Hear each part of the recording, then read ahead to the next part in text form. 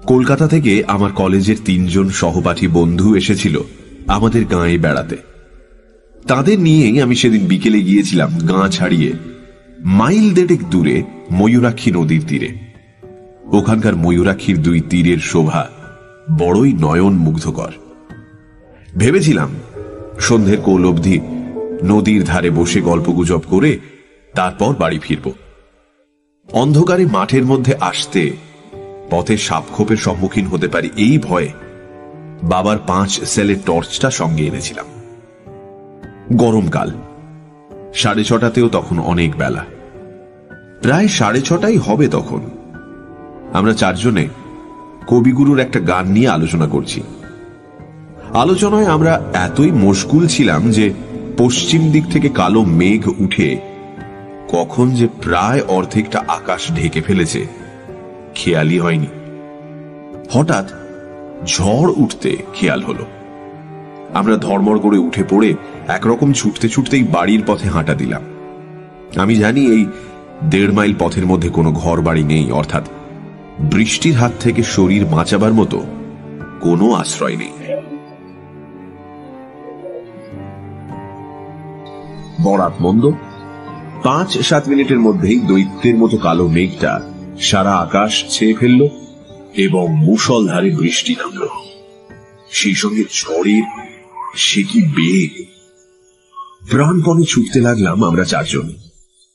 ছুটতে ছুটতেই আমার খেয়াল হয়ে গেল যে আরেকটু এগোলেই আমাদের ডান পাশে পড়বে একটা বড় কালী মন্দির। সেখানে গিয়ে উঠলে ঝড় বৃষ্টির হাত থেকে বাঁচা যেতে পারে। কিন্তু সন্ধ্যের পর ওই মন্দিরের ধারে কাছে কেউ ঘেঁষে না। আমারও মন চাইছিল না ওদিকে যাওয়ার। গাঁয়ের অন্য সকলের মতো ওই মন্দিরের প্রতি আমার মনেও ভয় আছে। অবশ্য ভয়ের কোনো কারণ আজ পর্যন্ত কিছু ঘটেনি কারো ক্ষেত্রে। ভয়টা কেবল সংস্কার বশেই। তবু আমি যদি একা থাকতাম তাহলে হয়তো একা থাকার জন্যই ওই মন্দিরে যেতে ভয় পেতাম। কিন্তু আমরা রয়েছি 4 জন, সঙ্গে 5 সেলের টর্চ। অযথা ভয় পাওয়ার কোনো কথাই নয়। তাই মনে সাহস পেয়ে আমি বন্ধুদের নিয়ে ভিজে গোবর হয়ে ওই বড় মন্দিরটার চাতালে গিয়ে উঠলাম। বেশ বড়সড় মন্দির। মন্দিরের 2 পাশে ও পিছনে আরো খানচারেক ঘর আছে। এই মন্দির ছিল একজন তান্ত্রিকের। ঘরগুলির মধ্যে একটাতে নাকি মায়ের ভোগ রান্না হতো, অন্য ঘরগুলিতে চেলা চামুন্ডাদের নিয়ে তান্ত্রিক বাস করত। মন্দির ও ঘরগুলির কিছু কিছু অংশ এখন ভেঙে পড়েছে। দেওয়ালে, ছাদে গাছপালা গজিয়েছে। মন্দির প্রাঙ্গণ লতা গুল্মের ঝোপে ঝাড়ে আবৃত। এমন মুষলধারে বৃষ্টি না নামলে আমি কখনোই এই বড় মন্দিরে আশ্রয় নিতাম না। এখন মাত্র সন্ধে রাত, কিন্তু জায়গাটার পারিপার্শ্বিক পরিস্থিতি দেখে মনে হচ্ছে যেন মাঝরাত। বন্ধু শ্যামল বলল, আচ্ছা জায়গায় আমাদের নিয়ে এলি বটে, সাপে কোপে কামড়াবে না তো আবার? আমি টর্চটা জেলে চারিদিক দেখে নিয়ে বললাম, দেখে তো সেই রকমই মনে হচ্ছে। কি করব ভাই, যা বৃষ্টি নামলো। বাড়ি যে এখনো অনেক দূরে, আর এই বৃষ্টিতে এতখানি রাস্তা ভিজলে সবাইকেই কিন্তু জ্বরে পড়তে হবে। আরেক বন্ধু রতন বলল, সে কথা সত্যি। কি মন্দির ছিল রে এটা? দেখে তো মনে হচ্ছে এককালে খুব জাঁকজমক করে পুজো আচ্ছা হতো এখানে। হ্যাঁ, মারাত্মক রকমের জাঁকজমক সহকারী এখানে কালী প্রতিমার পুজো হতো শুনেছি। সে জাঁকজমক এতই মারাত্মক ছিল যে কোনো লোক পুজো দেখা তো দূরের কথা, কোনোদিন প্রতিমা দেখতেও এখানে আসতো না। এই কথা শুনে শ্যামল, রতন ও অজয় সবিস্ময়ে জিজ্ঞাসু চোখে আমার দিকে তাকালো। আমি বললাম, শোন তবে এই মন্দিরের ইতিহাস, যেটুকু আমি জানি। আমার ঠাকুরদার বয়স যখন ছিল 24-25, সেই সময় এই মন্দিরে কালী সাধনা করত একজন তান্ত্রিক কাপালিক। শুনেছি সেই কাপালিকের চেহারা এতই ভয়ঙ্কর ছিল যে কোন সাধারণ মানুষ তার ধারে কাছে যেত না। 7-8 জন চেলা ছিল তার, তাদের চেহারাও ছিল ভয়ঙ্কর। ওই যে বেদিটা দেখছিস, ওই বেদির ওপর থাকতো কালী মূর্তি। তখন কেউই জানতো না যে ওই মূর্তিটা নকল কি আসল। অর্থাৎ নিচেকার একটা গোপন কক্ষে মন্দিরের পিছন দিকে একখানা ঘর আছে। সেই ঘরের মেঝের মধ্যে দিয়ে নিচেকার ঘরে যাওয়ার সিঁড়ি আছে। এই ব্যাপারটা আকস্মিকভাবে টের পেয়ে যায় আমাদেরই গাঁয়ের একদল ছেলে। দলে তারা 6 জন ছিল।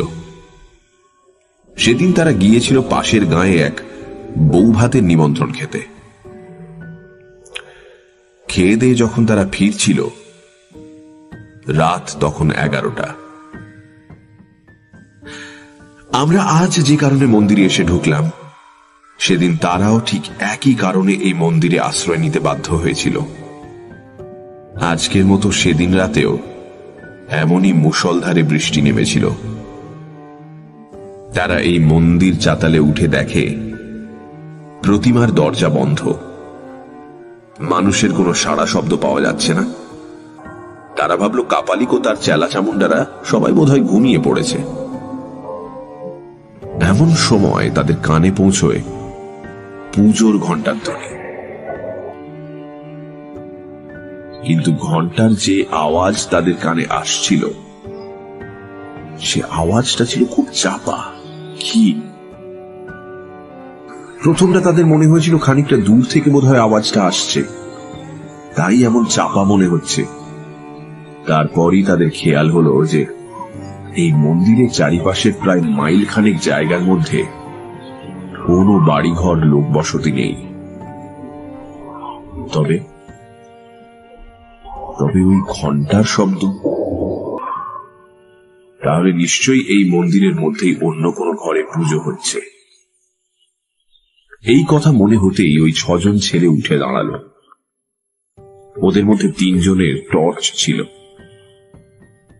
একজন বলল, এই চল তো ভেতরের দিকটা একবার চুপি চুপি ঘুরে দেখে আসি, কোথায় কি পুজো হচ্ছে। যতগুলো ঘর ওই মন্দিরের ভেতরে ছিল, সব ঘরের দরজাই তারা বন্ধ দেখল।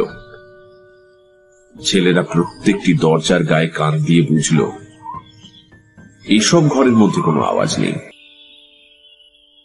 তবে ঘণ্টার শব্দ আসছে কোথা থেকে? তারপর তারা মন্দিরের পেছন দিকে যেতেই তাদের মনে হলো ঘণ্টার আওয়াজটা এখানে স্পষ্ট। টর্চের আলোয় দেখল সেখানে একটা ঘর রয়েছে এবং ঘরের দরজাটাও আধ খোলা অবস্থায়। ছেলেরা এবার আরো হুঁশিয়ার হলো। ঘরটার মধ্যে কোনো লোকজন থাকতে পারে বলে তাদের মনে সন্দেহ হওয়ায় তারা অন্ধকারের মধ্যে গা মিশিয়ে নিশ্চুপে অনেকক্ষণ অপেক্ষা করল। কিন্তু ওই ঘরটাও জনশূন্য রয়েছে। এ ব্যাপারে শেষ পর্যন্ত নিশ্চিন্ত হয়ে তারা সকলে ধীরে ধীরে ওই কক্ষে প্রবেশ করল। ভেতরে কি আছে এটাই তারা দেখতে চায়। ঘরটার মধ্যে ঢুকতেই ঘণ্টার শব্দ আরো স্পষ্ট হয়ে উঠল। এবার তারা বুঝল ওই ঘরের মধ্যেই ঘণ্টার ধ্বনির রহস্য লুকিয়ে আছে। টর্চের আলোয় তারা ঘরের মেঝেতে একটা বিরাট চৌকো ভারী লোহার পাত দেখতে পেল। লোহার পাতটা দেখে তাদের মনে কেমন যেন সন্দেহ জাগল। খুব সন্তর্পণে পাতটার দিকে এগিয়ে একজন সেটা টেনে সরাবার চেষ্টা করল, কিন্তু সেটা এত ভারী একজনের পক্ষে টেনে সরানো সম্ভব নয়। তখন তারা করল কি, 4 জনে ধরে সেটাকে এমন সাবধানে টানতে লাগলো যাতে কোনো রকম শব্দ না হয়। খানিকটা টানতেই একটা গর্তের মুখ তারা দেখতে পেল এবং সেই ঘণ্টার শব্দ একেবারে স্পষ্ট হয়ে উঠল। বুঝল এই ঘরের নিচেকার কোন চোরা কুঠুরিতে ঘণ্টা বাজছে এবং সেই ঘরে যাওয়ার এটাই হলো গুপ্তদ্বার। ছেলেরা রহস্যের গন্ধ পেল। এমন গুপ্ত কক্ষে পুজো আচ্চা করার কারণ কি? নিগূঢ় কারণে নিশ্চয়ই কিছু একটা আছে। এবং সে কারণ জানবার জন্য তাদের সকলকার ডান পিঠে মন আনচান করে উঠল। তারা সেই লোহার পাতটাকে আরো খানিকটা সরিয়ে গুপ্ত দ্বার সম্পূর্ণ উন্মুক্ত করে ফেলল। তাদের নজরে পড়ল কয়েক ধাপ সিঁড়ি সোজা নিচের দিকে নেমে গিয়ে ডান দিকে বেঁকে গেছে। গুপ্তকক্ষে যে আলো জ্বলছে তারই আলোয় আলোকিত হয়ে আছে সিঁড়ির বাঁকের মুখটা, ফলে সমস্ত সিঁড়িটাই মোটামুটি ভাবে দেখতে পাওয়া যাচ্ছে। অতঃপর ছেলেরা মুহূর্তকালের জন্য একবার চুপি চুপি যুক্তি করে স্থির করে নিল যে তারা নিঃশব্দে সিঁড়ি বেয়ে খানিকটা নিচে নেমে দেখে আসবে কি ধরনের পুজো ওখানে হচ্ছে, যে পুজোর জন্য এত গোপনীয়তার প্রয়োজন। সিঁড়ির সেই বাঁক অবধি নেমে ছেলেরা সন্তর্পণের ডান দিকে দৃষ্টিপাত করে যা দেখতে পেল তাতে তারা ভয়ে বিস্ময়ে একেবারে হতভম্ব হয়ে গেল। তারা দেখল দরজা জানলাবিহীন মাঝারি আকারের একখানা ঘর, ঘরখানার একপাশে হাত তিনেক লম্বা এক কালী প্রতিমার সামনে একজন ভয়ঙ্কর দর্শন তান্ত্রিক কাপালিক পুজোয় মগ্ন। তার আশেপাশে কয়েকজন চেলা চামুন্ডা দাঁড়িয়ে রয়েছে। তাদের মধ্যে দুজন একটি 10-12 বছরের বালককে ধরে আছে, আর একজনের হাতে রয়েছে একটি তীক্ষ্ণ ধার খড়গ। এছাড়া ঘরখানার একটি কোণে জড়ো করা ছিল কয়েকটি সুতীক্ষ্ণ বর্ষা এবং আরো গোটা চারেক খড়গ।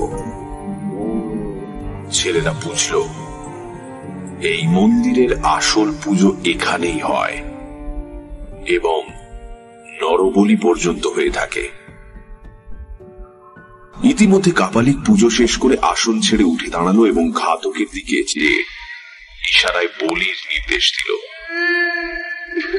ইশারা পেয়ে ঘাতক খাঁড়াটাকে শক্ত করে বাগিয়ে ধরল, আর সেই চেলা দুজন বালকটিকে নিয়ে এগিয়ে গেল প্রতিমার সামনে।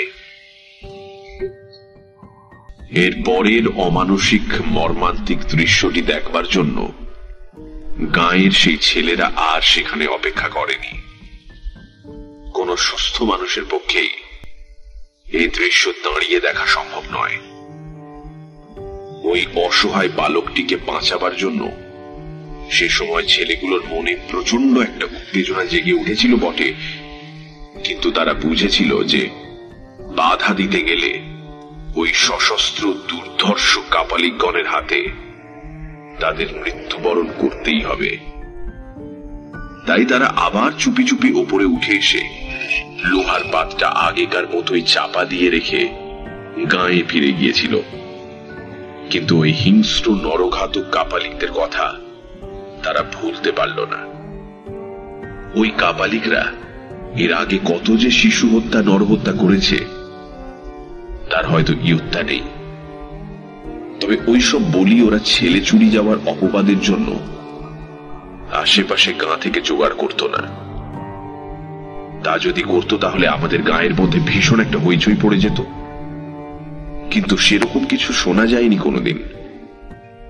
তার মানে ওরা নিশ্চয়ই কোনো দূর দেশ থেকে বলি জোগাড় করত।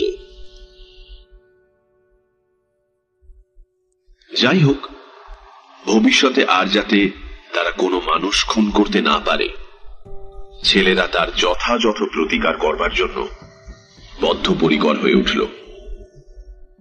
নির্জনে অনেকক্ষণ ধরে যুক্তি করে তারা স্থির করল যে ওই কাপালিক ও তার চেলাদের সকলকে তারা হত্যা করবে, এবং কিভাবে হত্যা করবে তারও একটা সাংঘাতিক উপায় স্থির করে ফেলল।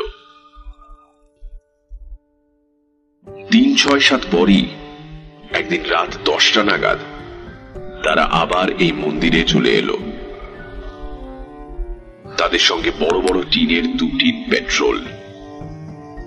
এসব ব্যাপার তখনো পর্যন্ত তারা গাঁয়ের কোনো লোককেই জানায়নি। জানিয়েছিল কাপালিকদের হত্যা করার পরে।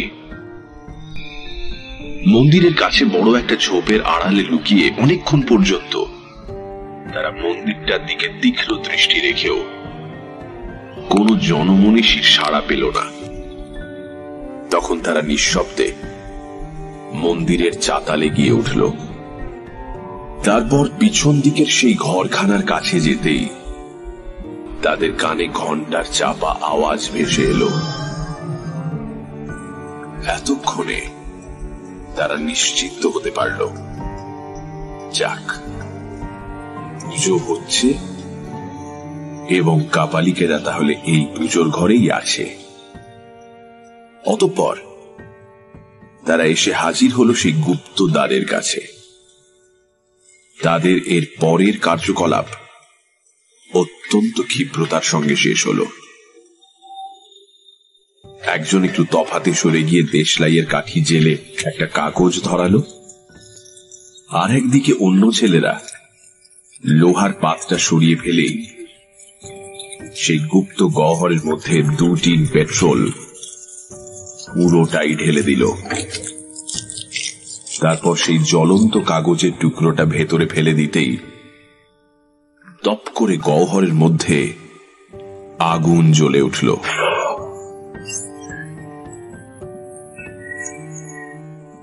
এবং সঙ্গে সঙ্গে কক্ষের দরজাটাও তারা আবার বন্ধ করে দিল সেই লোহার পাতটা দিয়ে। ততক্ষণে গুপ্ত কক্ষের মধ্যে কাপালিকদের বিভৎস অন্তিম চিৎকার শুরু হয়ে গেছে।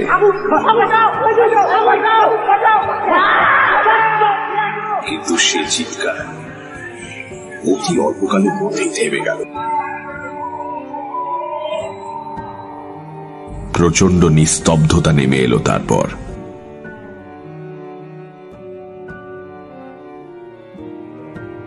শত্রু ধ্বংস করে ছেলের দল বীর বিক্রমে গাঁয়ে ফিরে গিয়ে সকলের কাছে প্রকাশ করেছিল তাদের দুঃসাহসিক কাণ্ড কারখানার কথা। তা শুনে গাঁয়ের লোক স্তম্ভিত হয়ে গিয়েছিল। কিন্তু এই মন্দিরের ধারে কাছে আগেও যেমন কেউ আসতো না, কাপালিকদের মৃত্যুর পরও কেউ কোনোদিন শখ করে এদিকে আসেনি।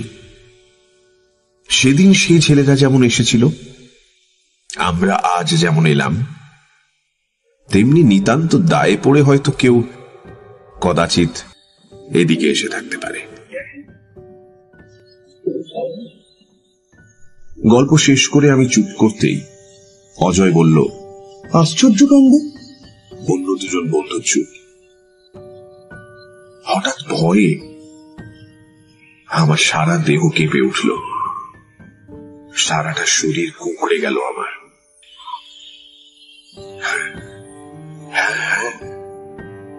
বেশ স্পষ্টই শুনতে পাচ্ছি ঘন্টার শব্দ, যদিও খুব চাপা, তবুও সাংঘাতিক রকমের স্পষ্ট। যেন সেই বহুকাল আগেও যেমন ছিল, এখনো তেমনি এই মন্দিরের চারিপাশে প্রায় মাইল খানেক জায়গার মধ্যে কোনো ঘর বাড়ি নেই। তবে তবে কোত্থেকে আসছে এই ঘন্টার শব্দ? সেই গোপন কক্ষে আবার কি নতুন কোন কাপালিক আশ্রয় নিয়েছে?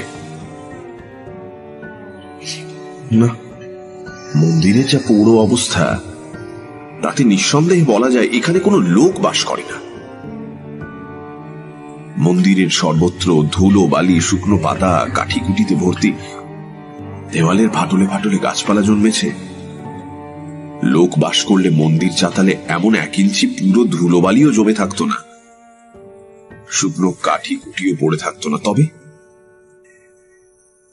তবে এই ঘন্টার আওয়াজ আসছে কোথা থেকে? এই মন্দিরের মধ্যে থেকেই আসছে। তাছাড়া আবার কোথা থেকে আসবে? শ্যামল, অজয় আর রতন, এদের কানেও পৌঁছেছে ঘন্টার শব্দ। অজয় 2 ভুরু কুঁচকে সন্দিগ্ধ কণ্ঠে বলল, ঘন্টার আওয়াজ আসছে না? আমি বললাম, সেই অন্ধকারের মধ্যেও দেখতে পেলাম অপর বন্ধু জল জলের চোখে আমার মুখের দিকে তাকিয়ে আছে। অজয় হচ্ছে 1 নম্বরের ডান পিঠে ছেলে, অত্যন্ত সাহসী। সে আমাকে জিজ্ঞেস করলো, এই ঘন্টার আওয়াজ কোত্থেকে আসছে বলে মনে হয় তোর? আগে তো কাছাকাছি কোনো ঘর বাড়ি ছিল না শুনলাম, এখন? না, এখনো তেমনই। মাইল খানেকের মধ্যে বাড়িঘর কিচ্ছু নেই। তাহলে? কিছুক্ষণ ভাবলো অজয়, তারপর আবার বলল, তাহলে কি আবার কেউ সেই ঘরে ঠাকুর প্রতিষ্ঠা করে পুজো করছে? অবশ্য দেখে শুনে তো মনে হচ্ছে না 20 বছরের মধ্যে এখানে কোনো লোক বাস করেছে বলে। যাই হোক, ব্যাপারটা না দেখে ছাড়ছি না। আওয়াজ শুনে তো মনে হচ্ছে এই মন্দিরের মধ্যে থেকেই আওয়াজটা আসছে। চল তো, সেই ঘরটার মধ্যে নিয়ে চল তো আমাকে, যে ঘরটায় বলেছিলি লোহার পাতে ঢাকা গুপ্ত পথ আছে। সে ঘর তো আমি জানি না, তবে শুনেছি পেছন দিকে। চল দেখি। আমার সেদিকে যাওয়ার মোটেই ইচ্ছে ছিল না, কিন্তু পাশের শহরের বন্ধুদের কাছে আমি ভীরু কাপুরুষ প্রতিপন্ন হই, সেই ভয়েতেই আমাকে ওদের নিয়ে যেতে হলো। মন্দিরের পিছন দিকে পৌঁছতেই ঘন্টার আওয়াজটা আরো খানিকটা স্পষ্ট হলো। ভয়ে থরথরিয়ে কেঁপে উঠলাম আমি। কাঁপা কাঁপা গলায় বললাম, হ্যাঁ, সেই ঘরেতেই ঘন্টা বাজছে, কোনো ভুল নেই। আবার কারা এলো? আমি যে একটু ভয় পেয়েছি, অজয় বোধহয় তার টের পেল। কি রে বিপিন, তুই কি ভয় পাচ্ছিস? না না, ভয় পাবো কেন? তবে তবে ভাবছি কোনো নরবলি টরবলি হচ্ছে না তো। দেখা যাক না কি হচ্ছে। আমি বুঝতে পারলাম রতন বা শ্যামলেরও এসব ব্যাপারে উৎসাহের অভাব রয়েছে। ওরা দুজনও কেমন যেন মিলিয়ে রয়েছে। আমার মতোই অবস্থা আর কি। ভীতু কাপুরুষ প্রতিপন্ন হতে চায় না বলেই নিরুত্তরে এগিয়ে চলেছে। অজয় আমার কাছ থেকে আগেই টর্চটা নিয়েছিল। টর্চের আলোয় দুই পাশ দেখতে দেখতে সে এগিয়ে চলেছিল। যে কটা ঘর দেখলাম, কোনো ঘরেরই দরজা জানলা নেই। সব উড়িয়ে নষ্ট করেছে আর ভেঙে চুরে পড়েছে। চারিদিকে ধুলোবালি, নোংরা। এখানে কোনো লোকের যাওয়া আসা থাকলে এই পুরো ধুলোর উপর পায়ের দাগ নিশ্চয়ই থাকতো, কিন্তু না, কোনো পায়ের দাগ নেই।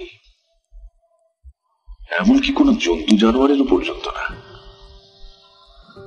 শুধু আমরাই কজন সুস্পষ্ট পদচিহ্ন ফেলে এগিয়ে চলেছি। অসম্ভব, এখানে কোনো মানুষ থাকতেই পারে না। কথাটা আচমকা বলল অজয়। তবে আমি আর শ্যামল দুজনেই একই সঙ্গে প্রশ্ন করে বললাম, তবেটা যে কি সেটাই তো জানতে যাচ্ছি। আমরা সেই ঘরটার মধ্যে এসে হাজির হলাম। মুখে চোখে মাকড়সার জালের স্পর্শ পাওয়া গেল। এই ঘরে লোকের যাওয়া আসা থাকলে কি এমন মাকড়সার জাল ছড়িয়ে থাকত? এবার উজ্জ্বল টর্চের আলোয় মেঝের দিকে তাকিয়ে দেখতে পেলাম একটা বিরাট মরচে ধরা লোহার পাত পড়ে রয়েছে। ঘরের মেঝে ও লোহার পাতটার উপর 1 ইঞ্চি পুরু ধুলোর আস্তরণ জমে রয়েছে। এখানে ঘন্টার শব্দ আরো স্পষ্ট। এক টানা ঘন্টা বেজে চলেছে। মনে হচ্ছে যেন আরতি হচ্ছে। আমরা প্রত্যেকেই উপলব্ধি করতে পারলাম যে এই ঘরের নিচে থেকেই ঘন্টার আওয়াজ আসছে। যেখানে লোকজনের কোনো অস্তিত্ব নেই, সেখানে ঘন্টা বাজে কি করে? এই কি অলৌকিক কাণ্ড! আমার গায়ের লোম খাড়া হয়ে উঠল। ভীষণ একটা বিপদের ইঙ্গিত পাচ্ছি যেন। আশ্চর্য, অদ্ভুত। অজয় অবাক চোখে লোহার পাতটার দিকে তাকাতে তাকাতে কথাটা বলল। শ্যামল বলল, স্পষ্ট বোঝা যাচ্ছে যে বহুকাল এ ঘরে কোনো মানুষ ঢোকেনি, অথচ নিচের ঘরে ঘন্টা বাজছে। ঘন্টা নিজে থেকেই বাজছে না নিশ্চয়ই, মানুষই বাজাচ্ছে তো। তবে কি সে মানুষ হাওয়ায় মিশে নিচের ঘরে গেছে, যার জন্য তার কোনো পায়ের ছাপ পড়েনি? তারপর অজয় বলল, সত্যিই ভাববার কথা, রহস্যের কারণটা জানতেই হবে।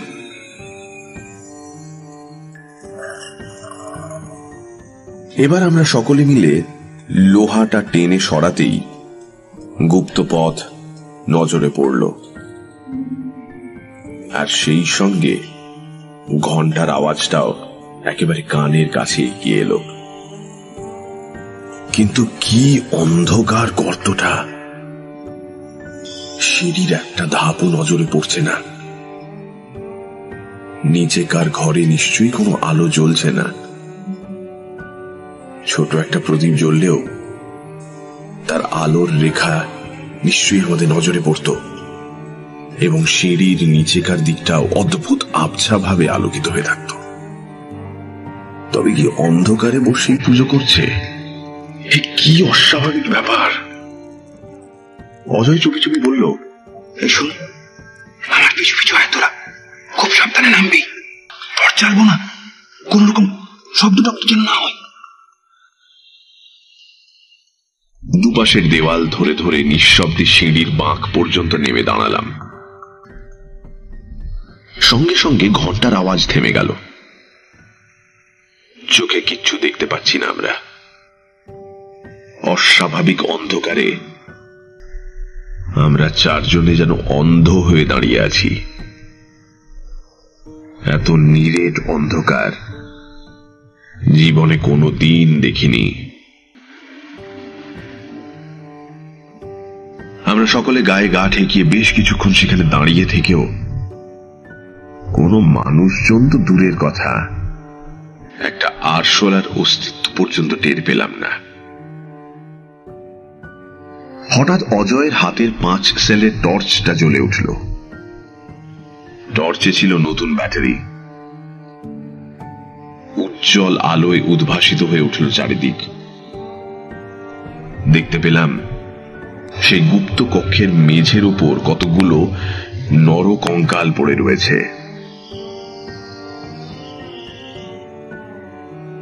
প্রতিমা যেখানে ছিল সেখানে পোড়ো প্রতিমারও কিছু অংশ খাড়া হয়ে দাঁড়িয়ে রয়েছে। ঘরের একটা কোণে সেই বর্ষা আর খাড়াগুলো রয়েছে, আর একটা খাড়া পড়ে রয়েছে প্রতিমার কাছাকাছি জায়গায়।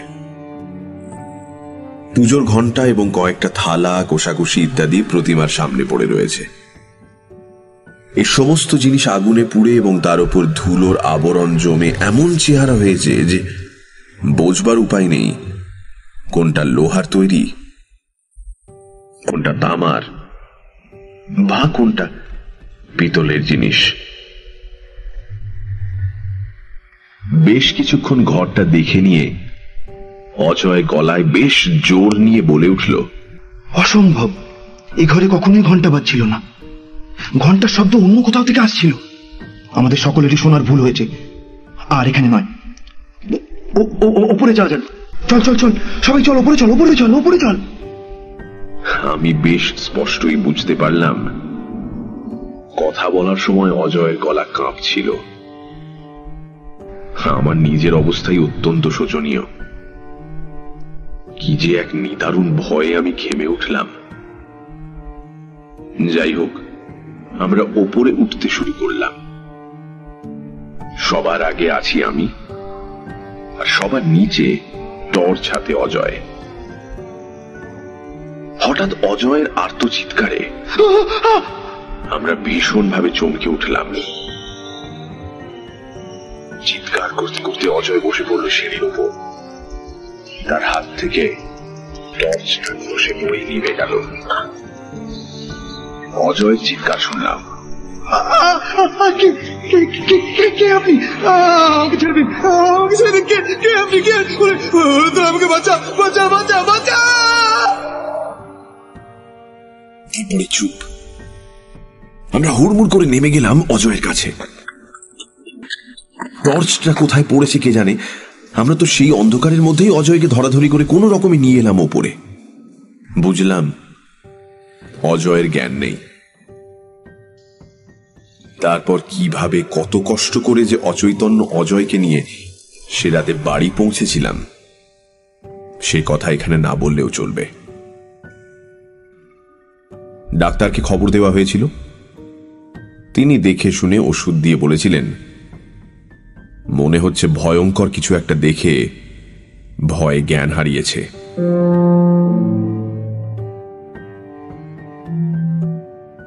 ডাক্তারের কথা সত্য প্রমাণিত হলো অজয়ের জ্ঞান ফেরার পর তার মুখ থেকে সব কথা শুনে। জ্ঞান অবশ্য ঘন্টা দুয়েকের মধ্যেই ফিরেছিল, কিন্তু সে মোহাচ্ছন্নর মতো ছিল পরদিন বেলা প্রায় 8টা অবধি। বেলা 10টা নাগাদ তাকে বেশ খানিকটা সুস্থ মনে হতে আমরা গত রাতের ঘটনাটার কথা তার কাছে জানতে চেয়েছিলাম।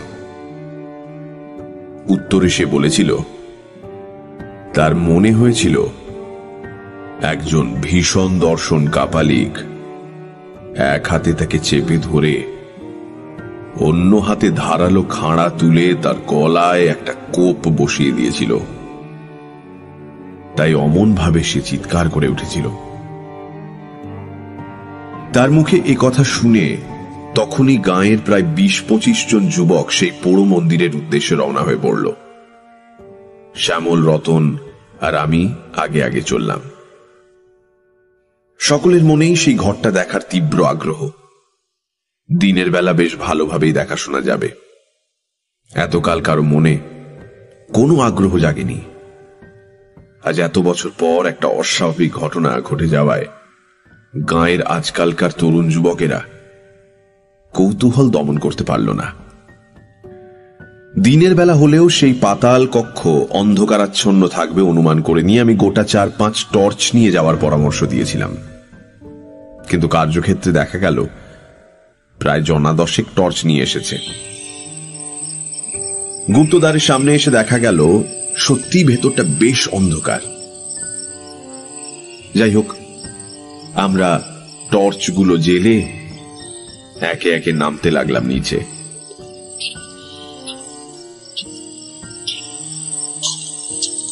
সিঁড়ির শেষ প্রান্তে নেমে আমার গতকালের টর্চটা পেয়ে গেলাম। কিন্তু এ কি, এখানে একটা নরকঙ্কাল এলো কি করে? দেখেই শিউরে উঠলাম। বেশ মনে আছে এখানে সিঁড়ির গোড়ায় তো কোনো কঙ্কাল ছিল না। কঙ্কালগুলো তো সবই দেখেছিলাম ঘরের মেঝের উপর এদিক ওদিক পড়েছিল। আরে, পায়ের কাছে বিরাট একখানা খাড়া পড়ে রয়েছে দেখছি। কঙ্কাল, খাড়া, না, কখনো না, এসব তো মোটেই এখানে ছিল না। ঘরের মেঝের দিকে তাকিয়ে দেখি প্রতিমার কাছে যে খাড়াটা পড়েছিল সেটাও তো সেখানে নেই। সবগুলো টর্চের আলোয় ঘরখানা প্রায় সাদা হয়ে গেছে। অন্য সকলে অবাক চোখে ঘরের মধ্যে যা যা রয়েছে সেসব লক্ষ্য করছে, কিন্তু আমার নজরে যা পড়ছে তা আশ্চর্য, অতি আশ্চর্য, একেবারে অলৌকিক ব্যাপার। প্রতিমার কাছে যে খাড়াটা পড়েছিল সেখানে খাড়াটা নেই বটে, কিন্তু সেই জায়গায় খাড়ার ছাপটা জ্বলজ্বল করে যেন জ্বলছে।